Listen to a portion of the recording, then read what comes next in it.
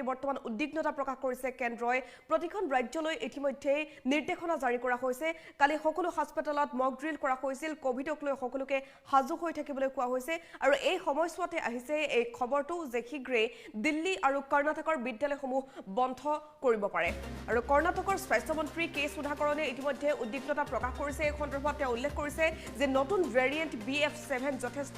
ভয়াবহ হ'ব পাৰে শিশু আৰু মহিলাৰ বাবে যথেষ্ট ভয়াবহ হ'ব পাৰে এই নতুন ভেৰিয়েন্টক লৈ দেশৰ স্বাস্থ্য বিভাগ এতিয়া চিন্তিত হৈ পৰিছে কেন্দ্ৰ চিন্তিত হৈ পৰিছে বাৰে বাৰে বৈঠক কৰা হৈছে নতুন লক্ষ্যৰে যেহেতু আহিছে এই ভেৰিয়েন্ট আৰু ভেৰিয়েন্টক ৰুধিবলৈ স্বাস্থ্য বিভাগ কিদৰে সাজু হ'ব তাক লৈ চিন্তা চৰ্চা অব্যাহত আছে ডায়েৰিয়া আৰু বমি মূল লক্ষণ BF7ৰ নতুন ভেৰিয়েন্ট BF7ক লৈ সকলো এতিয়া শংকিত শিশু মহিলাৰ বাবে এই নতুন ভেৰিয়েন্টটো যথেষ্ট ভয়ংকৰ হ'ব পাৰে বুলি প্ৰকাশ কৰা হৈছে স্বাস্থ্য বিভাগে ইতিমধ্যে এই কথা উল্লেখ কৰিছে কৰ্ণাটকৰ স্বাস্থ্য মন্ত্ৰী কে সুধাকৰে এই উদ্বিগ্নতা প্ৰকাশ কৰিছে সকলো চিন্তিত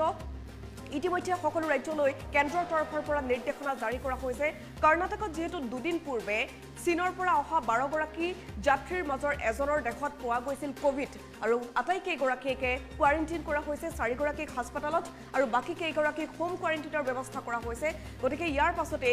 কৰ্ণাটকত বাধ্যতামূলক কৰা হ'ল মাস্ক কৰ্ণাটকত শীঘ্ৰে হয়তো শিক্ষানুষ্ঠান বন্ধ কৰি দিব পাৰে আৰু দিল্লীতো অনুৰূপ পৰিৱেশ যেহেতু দিল্লী আন্তঃৰাষ্ট্ৰীয় বিমানবন্দৰত বহু যাত্ৰীৰ আহযা চলি আছে কালিৰ পৰা দিল্লী বিমানবন্দৰত আৰম্ভ হৈছে কোভিড টেষ্টিং আৰু ৰেপিড টেষ্ট আৰম্ভ কৰা হৈছে